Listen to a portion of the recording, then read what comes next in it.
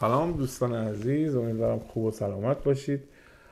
ما یه فرصت طلایی براتون داریم برای کادر درمان، کسانی که در رشته پرستاری، مامایی، کارشناس بیهوشی و تکنسین اتاق عمل در واقع مشغول به کار هستن یا که تحصیلاتش در این رشته انجام دادن.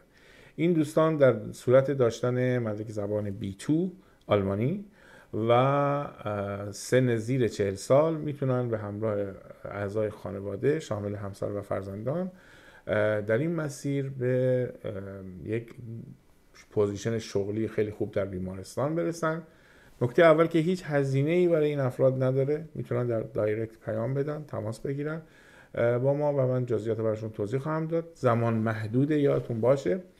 و این افراد مطمئنا از یک آفر بسیار خوب به احتمال قوی از طرف کادر بیمارستانایی که باشون کار میکنن ما براشون فراهم میکنیم که 6 ماه اجاره مسکنشون پرداخت میشه و همینطور بلیت پرواز به کشور آلمان هم براشون فراهم خواهد شد.